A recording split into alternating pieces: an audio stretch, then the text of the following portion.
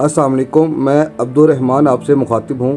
آج کی اس ویڈیو میں ہم فلسطین کی گزشتہ 100 سال کی تاریخ اور فلسطین اسرائیل کشیدگی کے بارے میں بات کریں گے۔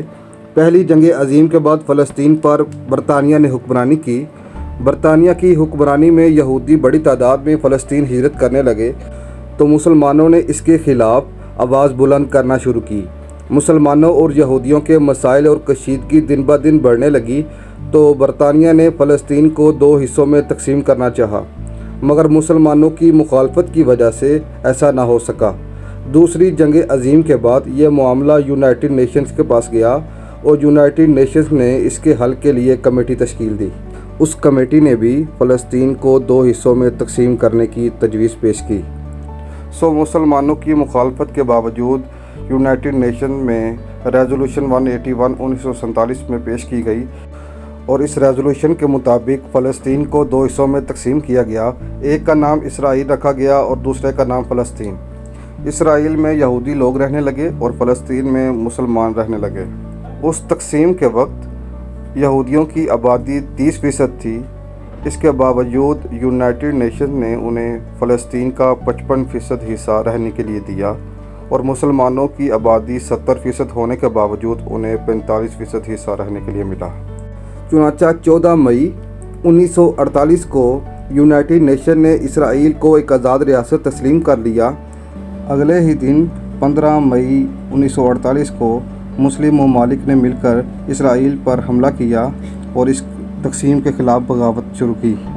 اس بغاوت کے نتیجے میں تقریباً 7,50,000 فلسطینیوں کو بے گھر ہونا پڑا اور کئی چھوٹی آبادی والے علاقوں کو تباہ کر دیا گیا۔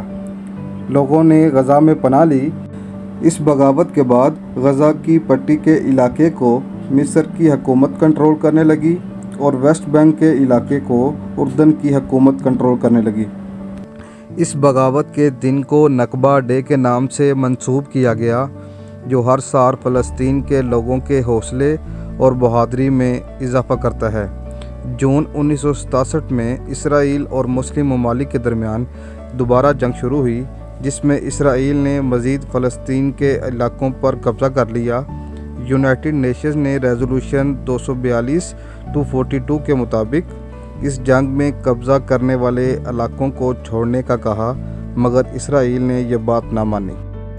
1987 میں فلسطین کے لوگوں نے دوبارہ احتجاج شروع کیا، جس کے نتیجے میں اسرائیل نے فلسطین کے لوگوں کو رہنے کے لیے کچھ مخصوص جگہ دی، مگر قبضہ نہ چھوڑا۔ PLO فلسطین لبریشن آرگنائزیشن نے بھی اس میں اپنا کردار ادا کیا، جسے فرسٹ انتفاضہ کہا جاتا ہے۔